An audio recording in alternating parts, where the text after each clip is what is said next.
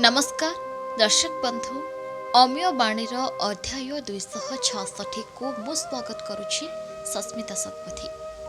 दर्शक बंधु सेही जन को केबे भी हराई दियोनी जहाको अवहेला करिपा परे भी बारंबार तुम सहित कथा हुए। चरित्र सरिले अभिनय सारी सर्पे बाहुड़ी बासार एई तो विचित्र नियम प्रभु ए तो बड़ संसारर। जन्म मरण तुमरी हातरे आमे तो निमित्त मात्र अभिनय पाई आसीछु एठिकी भिन्न खालिजा चरित्र। थरे कौनसी काम करिबा पूर्वरु आपण ताहा बहुबार चिंता करंतु नचेत पश्चाताप करिबा श्रेय हेबे। कटु ओ कर्कश सदा लागे विष शस्त्र ठारु भयंकर मधुर वचने मन को तोषिब बंधु परिजनकर।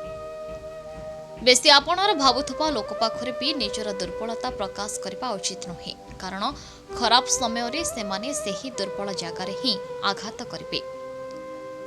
आम पाखरे जहा नाही ताकु चिंता करी किछि लाभ नाही, बरम ईश्वर आमको जहा दैछंती ताकु नै जीवन जी पारे आनंद हेबा ही प्रकृत जीवन।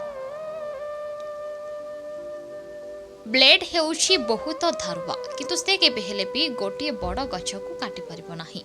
सेहीपरि कुराढ़ी बहुत मजबूत, किंतु से हेड हेयर काटि पारिबो नाही।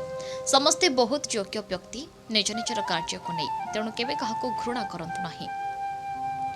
जदि आम भिडियोटी आपण मानकु भल लागि थाए तेबे कमेंट करी निश्चित जणांतु। आउ आम चैनल को सब्सक्राइब करबा को भूलिबेनी। आउ हां हमर एही वीडियो को लाइक एंड शेयर करबा को मध्य भूलिबेनी। रहुछु जय जगन्नाथ।